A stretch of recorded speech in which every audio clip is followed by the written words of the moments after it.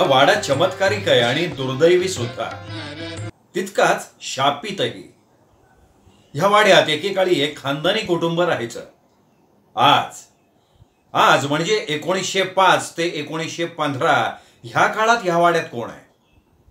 विलायतेहून शिकून आलेले एक बॅरिस्टर अविवाहित आहेत, पण त्यांना सगळ्या सुंदर गोष्टींचा वेळ आहे, म्हणजे सुंदर बायकांचं सुद्धा.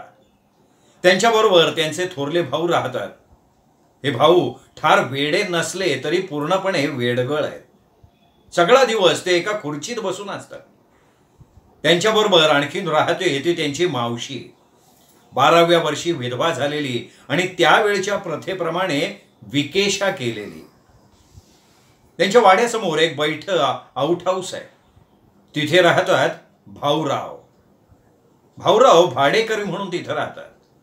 वयानं 27. ते मुनीम म्हणून कुठेतरी कामही करतात. घराचं महिना ₹1.5 भाडं बॅरिस्टरना देतात. अनेकदा देतही नाहीत. बॅरिस्टरांचा चांगुलपणा आणि दिलदारपणा हे दोन्हीही भाऊरावांनी हेरलंय आणि म्हणूनच भाऊराव टंगळ मंगळ करत असतात. भाऊराव अलीकडे एका सुंदर मुलीशी लग्न करून आले.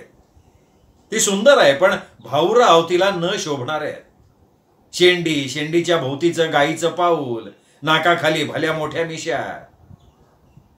पण भाऊरावांची बायको राधाक्का ती सुखी आहे. आपला नवरा राहणीनं थोडा विशोभित आहे याची तिला जाणीवच नाही आहे. पण ती जाणीव बॅरिस्टरांना आहे. आता संध्याकाळची वेळ आहे. तेवढ्यात बॅरिस्टरांची घोडागाडी येते. ते गाडीतनं उतरतात. वय 35लं. व्यक्तिमत्व किरकोळ पण देखणं व्यक्तिमत्व, काहीसं मिश्किल सुद्धा.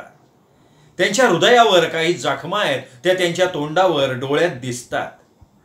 ते आपल्या वाड्यात शिरणार तोच त्यांच्या डोक्यात एक मिश्किल कल्पना येते. अगदी खरा वाटेल इतक्या खोट्या रागानं ते ओरडतात, भाऊराव, ओ भाऊराव. अशा हाका मारत मारत ते भाऊरावांच्या घरासमोर येतात. भाऊराव, ओ भाऊराव. भाऊराव खडबडून बाहेर येतात. नम्रपणे त्यांना विचारतात, काय म्हणताय साहेब?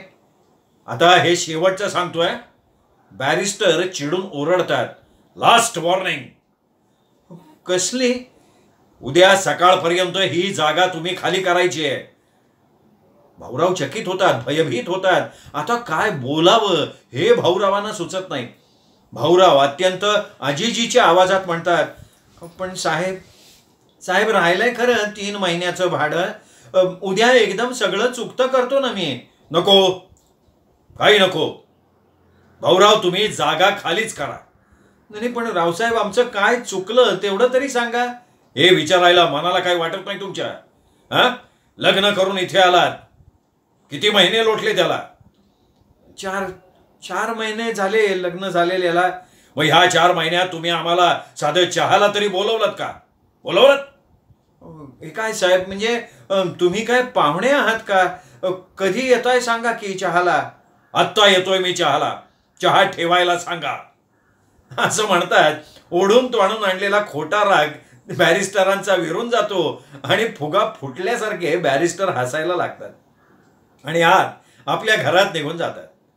ही सगळी थट्टा होती हे लक्षात येताच भाऊरावांच्या मनावरचा ताणही सैल होतो. त्यापेक्षा ताबडतोब भाडं द्यायला नको ह्या जाणीवेनं भाऊराव सुटकेचा निश्वास टाकतात आणि स्वतःशीच पुटपुटतात, सुटलो बुवा. नाही तर म्हटलं 3 महिन्याचं भाडं एकदम आणायचं तरी कुठनं, नाही का? तेवढ्यात बॅरिस्टरांचा गडी राघू 2 खुर्च्या घेऊन तिथे येतो आणि त्या अंगणात मांडतो. एक छोटं स्टूलही त्याबरोबर मांडतो. आत राधाक्कानं चहा ठेवलाय. तोपर्यंत भाऊराव बाहेर शेंडीशी चाळा करत उभे आहेत. तेवढ्यात ते एकदम दचकतात आणि शेंडीशी चाळा करायचं थांबतात. एकदम टोपी घालतात आणि बाहेर येतात, कारण त्यांना समोर बॅरिस्टर दिसलेले असतात. बॅरिस्टरांना त्यांची शेंडी आवडत नाही आणि शेंडीशी चाळा केलेला अजिबात पटत नाही. भाऊरावांनी आपली शेंडी कापावी, आपल्यासारखे केस वाढवावे, छोटासा भांग पाडावा आणि राधाक्काला शोभून दिसेल असं राहावं, असं बॅरिस्टरांना नेहमी वाटतं.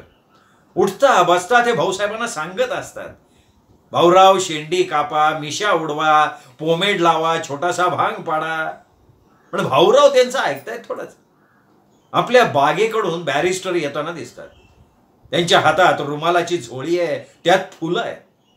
येतो येतो अगदी लांबूनच ते भाऊराव भाऊराव अशा हाका मारतच येतात. काय म्हणताय? भाऊराव डोक्यावरची टोपी नीट करत करत विचारतात. Bhaurao Bhaurao congratulations congratulations Bhaurao. का? कशासाठी? भाऊराव तुम्ही पाळणा करायला टाकलाय म्हणे. वा वा वा वा वा. भाऊराव एकदम लाजतात. लाजत लाजतच म्हणतात, अहो त्याचं काय आहे, हे काय सगळं गावभर सांगत बसायचं का? पण शेवटी आम्हाला कळलंच का नाही? हो, तुमच्या कानापर्यंत आलं कसं म्हणतो मी हे? अहो मावशी मावशी राघूला सांगत होती. मावशी राघूला सांगत होत्या का? अहो ते माझ्या कानावर यावं म्हणून. मावशीचं तर एक तंत्रच आहे. Anyway congratulations congratulations once more. असं म्हणत रुमालाच्या झोळीतली 2 फुलं ते भाऊरावांना काढून देतात आणि मग झोळी सुद्धा भाऊरावांच्या हातात ठेवतात. ही 2 फुलं तुम्हाला आणि या झोळीतली सगळी फुलं वहिनींना द्या. वहिनींना म्हणावं फुलं माळा आणि मग चहा घेऊन बाहेर या. हो. भाऊराव फुलं घेऊन आत जातात, फुलं देतात आणि बाहेर येतात. चला हे एक काम झालं. आता दुसरं बरं का भाऊराव. ते काय आता? आणखीन 2 दिवसांनी गंधर्वांची नाटकं सुरू होत आहेत भाऊराव. आपण रोज रात्री नाटक बघायला जायचं गंधर्वांचं. जायचं का नाही? हो जाऊयात की. का टिळकांना विचारायचं आहे तुम्हाला? मध्यंतरी तुमचे टिळक चिडून म्हणाले होते सगळीकडे कसं शांत शांत आहे, फक्त नाटकं तेवढी जोरात चालू आहेत. मग येणार ना गंधर्वांच्या नाटकाला? येऊ की येऊ. आता तुमचा एवढा आग्रहच आहे तर. आणि वहिनी? तिला काय कळतंय नाटकातलं? घोरत बसेल ती थिएटरात. भाऊराव भाऊराव बायकांना अशी धुसफूस करून मागे ठेवू नये, लक्षात घ्या. त्यांना आपल्या बरोबरीनं वागवलं पाहिजे. मग ठीक आहे, तिचं आपण सज्जाचं तिकीट काढूया. भाऊराव माझा 4घांचा सोफा आहे. मी, तुम्ही आणि वहिनी. ठीक आहे असं भाऊराव म्हणतात. पण आपल्या बायकोनं बॅरिस्टरांच्या बरोबरीनं नाटक बघण्याची कल्पना त्यांना काही मनातनं पसंत पडत नाही. नाही भाऊराव, वहिनींना मुद्दाम सांगा. हो हो हो हो. आणि उद्या नारायणराव इथे येणार आहे चहा फराळा करता. नारायणराव? नारायणराव कोण? कमाल आहे भाऊराव तुमची. काय झालं आता? अहो नारायणराव दुसरे कोण, आपले बालगंधर्व. काय सांगताय? खरे खरे बालगंधर्व? खरे बालगंधर्व इथे येणार आहे? भाऊसाहेबांना पराकाष्ठेचा आनंद होतो. आपण काहीतरी अद्भुत बघणार असं त्यांच्या मनात येतं. बालगंधर्वांचा कार्यक्रम आहे ना भाऊराव, तो खास आमच्या मावशीसाठी आहे. बरं कसं आहे, मावशी कुठे बाहेर जात नाही ना, म्हणून तिच्यासाठी. तेवढ्या ताटात थोडा फराळ आणि चहाचे कप घेऊन राधाक्का दारात येते आणि खा करते. दोघांचंही तिच्याकडे लक्ष जातं. ते ताट घ्यायला वळणार तोच dam it this is utter nonsense. Hindi लोकांना ना मॅनर्सच नाही आहेत आणि बायकांच्या संबंधात तर मुळीच मॅनर्स नाहीत. काय झालं? काय म्हणजे काय कळलं नाही हो मला. कळण्या इतकी तुम्हाला अक्कल तरी आहे का? काय झालं? म्हणजे सगळ्या इंडियन्सना अक्कल आहे का? अहो वहिनी पुढे आल्या तर कोणी खाणार आहे का त्यांना? इनफॅक्ट त्यांनी आमच्या बरोबर इथे बसून गप्पा मारल्या पाहिजेत. राघू आणखीन एक खुर्ची आण जा. पलीकडे दूर उभा असलेला राघू खुर्ची आणायला जाणार तोच भाऊराव अगदी वैतागतात आणि ओरडतात. नको हो, ती इथे बसून काय होणार आहे? माझ्याची सुद्धा तिला नीट बोलता येत नाही. राधाक्का दारात अडखळून गोंधळून उभी आहे. भाऊराव तिला सांगतात, ये ये ये तू इथे ये, चहा ठेव आणि निघून जा परत. राधाक्का थरथर कापत पुढे येतोय.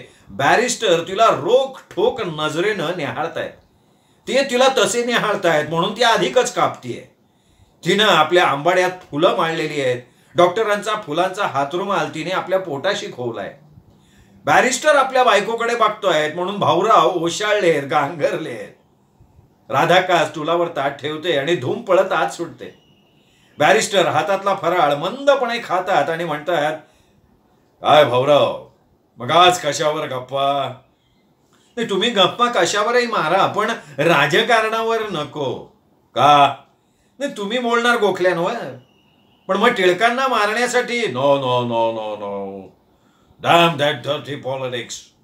तेवढ्यात राघूगडी येतो आणि बॅरिस्टरांच्याकडे एक पत्रांचा जोडगा देतो. ते उडत उडत पत्र बघतात, एक पत्र ठेवतात, बाकीची राघूकडे परत देतात. राघू दिवाणखान्याकडे जातो. बॅरिस्टर पत्र वाचतात.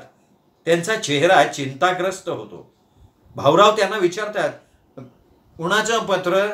हे पत्र जिम नॉर्टनचं आहे. Gym Norton? हा कोण? मी लंडनला होतो ना, तेव्हा माझा मित्र, म्हणजे खूप जवळचा मित्र. बर बर बर, काही विशेष? ग्लोरिया आजारी आहे, ग्लोरिया. आता ही ग्लोरिया कोण? ती ग्लोरिया म्हणजे जिम नॉर्टनची बहीण. Very sweet girl, what a charming face. London मधली माझी मैत्रीण होती. भाऊराव, तुम्ही 4 महिन्यांपूर्वी लग्न करून आलात आणि वहिनींना मी पहिल्यांदा बघितलं. And what a surprise Bhaurao. मला क्षणभर वाटलं की माझी ग्लोरिया झाली अचानक साडी नेसून. ग्लोरिया मला नेहमी म्हणायची, मी साडी नेसणार, I will look Indian.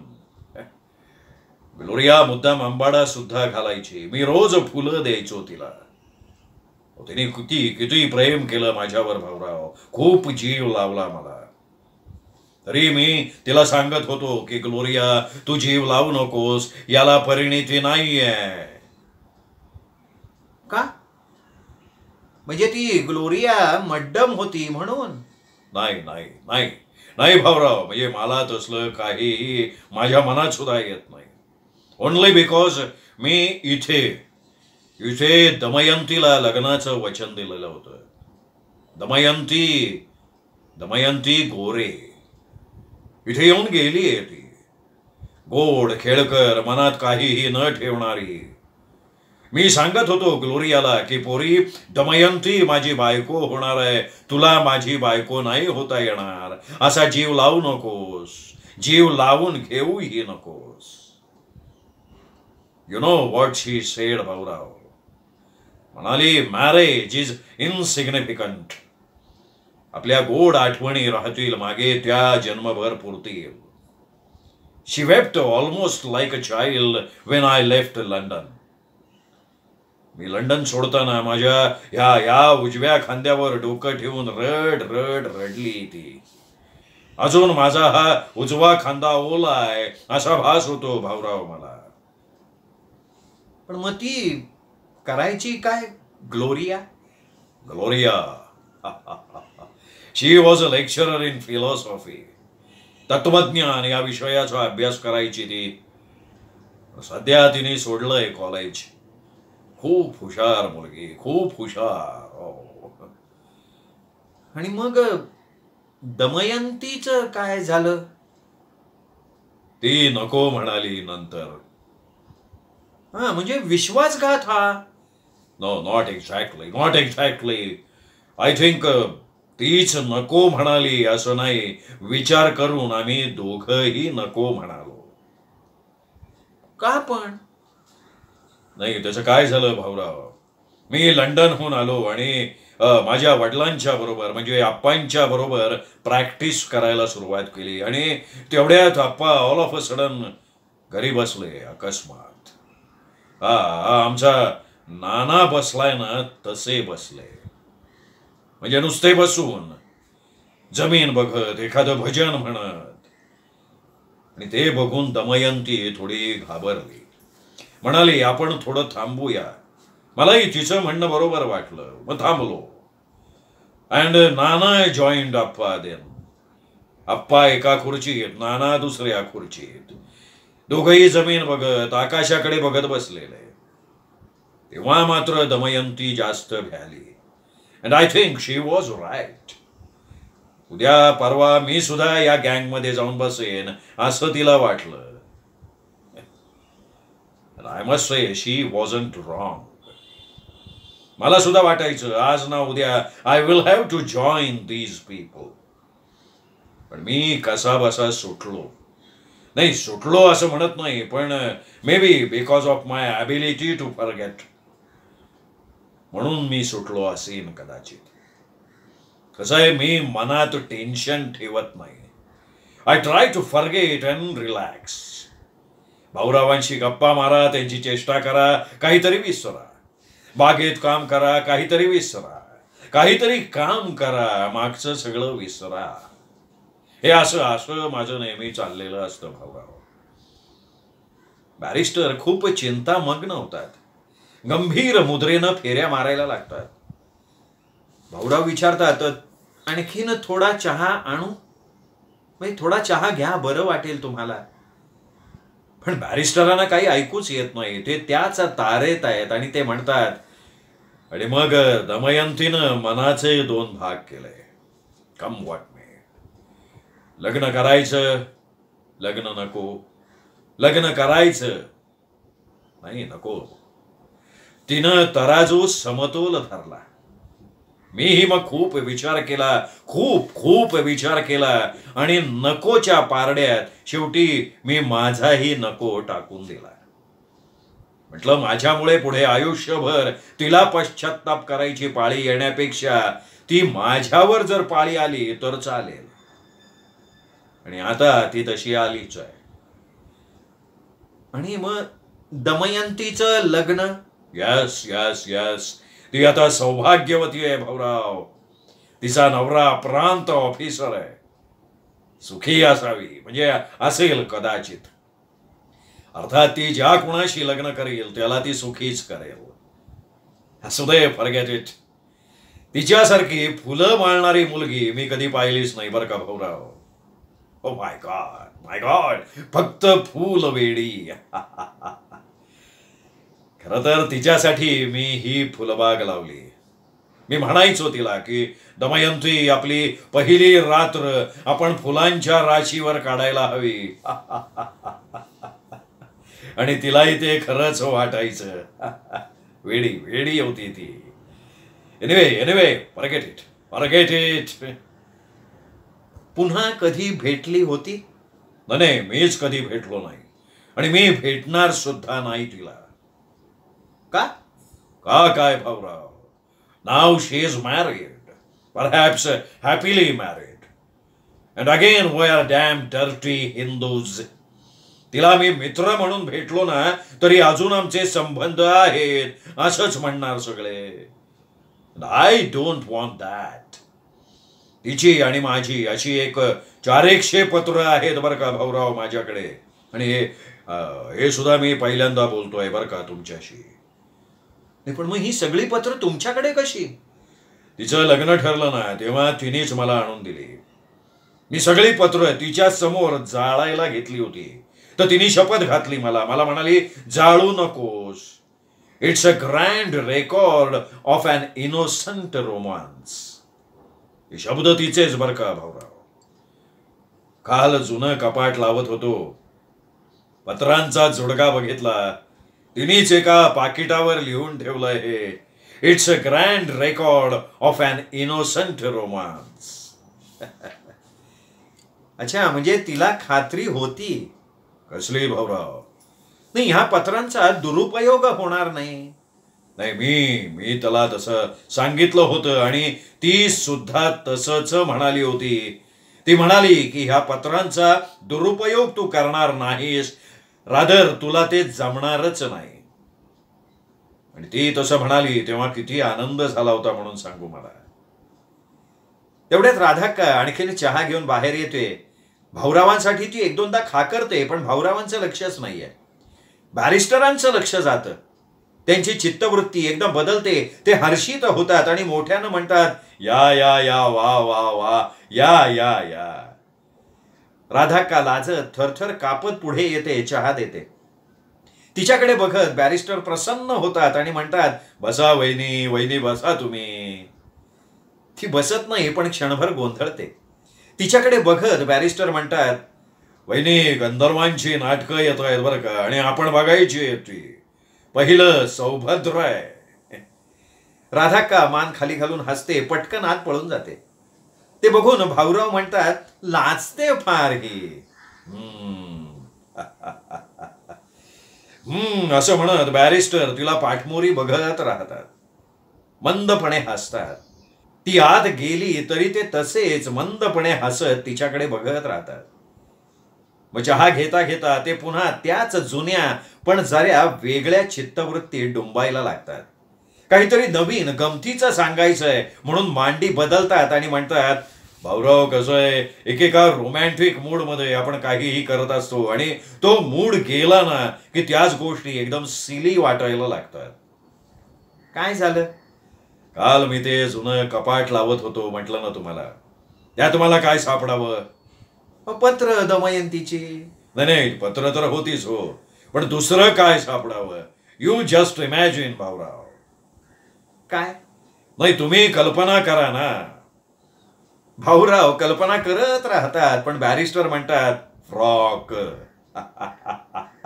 सॅटिनचा 1 piece jumper frock, इंग्लंडहून आणलेला, made to order to fit to Damayanti. माझी इच्छा होती ती, दमयंतीशी लग्न झाल्यानंतर आपण अगदी एकांतात असताना आपल्या हातानं तिला हा फ्रॉक चढवायचा. मग ती ग्लोरिया सारखी दिसली असती. अरे वा वा, रोमॅन्टिक आहे सगळं. भाऊराव असे ओरडतात आणि मग एकदमच भानावर येतात. आपण एकदम असे ओरडलो, ते कुणी ऐकलं का काय हे बघण्यासाठी इकडे तिकडे बघतात, पण बॅरिस्टरांचं त्यांच्याकडे लक्षच नाहीये. बॅरिस्टरांचं चालूच आहे. आणखीन एक रेशमी सैल सगा इंग्लंडहूनच आणलेला. असला रेशमी सगा इंग्लंडमध्ये गरोदर बायका वापरतात भाऊराव. आय डोंट नो, म्हणजे काहींच्या मते त्या झग्या त्या वाईट दिसतात, पण मला वाटतं की जरा पोट दिसायला लागलं की त्या झग्यात गरोदर बाई मार्वलस दिसते. Anyway let's forget it. Barrister उठतात आणि जायला निघतात. 4 पावलं जातात तोच राधाक्का बाहेर येते. कमरेला खोवलेला बॅरिस्टरांचा फुलांचा रुमाल ती भाऊरावांच्याकडे देते. देता देता मध्येच एकदा वास घेते. भाऊराव सुद्धा रुमालाचा वास घेतात आणि म्हणतात, रावसाहेब, तुमचा रुमाल. बॅरिस्टर वळतात, रुमाल घेतात. तो देताना भाऊराव बॅरिस्टरांना म्हणतात, वास छान येतोय हो. म्हणजे रुमालाचा वास फुलांना येतोय का फुलांचा वास रुमालाला येतोय कळतच नाहीये. Bhaurao, this is again evening in Paris. नाव सुद्धा बघा ना किती गोड आहे. Evening in Paris. माझ्या ग्लोरियाला हे फार आवडायचं बरं का भाऊराव. भाऊराव, मी तुम्हाला एक बाटली पाठवून देईन, प्लीज रिमाइंड मी. ते जायला वळणार तोच भाऊराव थोडे पुढे जातात आणि चाचरत म्हणतात, लहान तोंडी मोठा घास घेतोय. घ्या घ्या घ्या घ्या भाऊराव घ्या. एक विचारू तुम्हाला रावसाहेब? विचारा जरूर.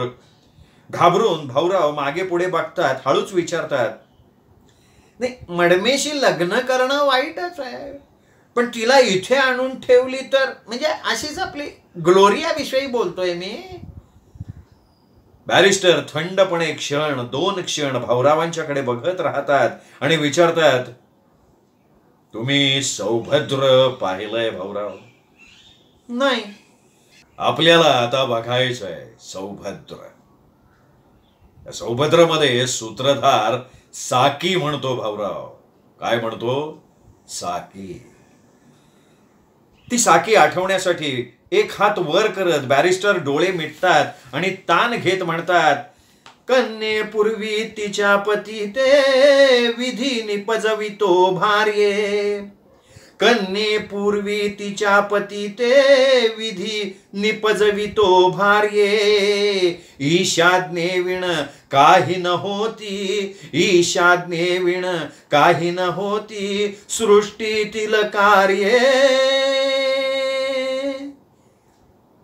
बॅरिस्टर एकदम वळतात, चालत राहतात. भाऊराव थिजून उभे राहतात, त्यांना पाठमोरे बघत उभे राहतात. राधाक्का सुद्धा आपल्या दारात उभं राहून बॅरिस्टरांच्याकडे पाठमोरी बघत उभी राहिली आहे.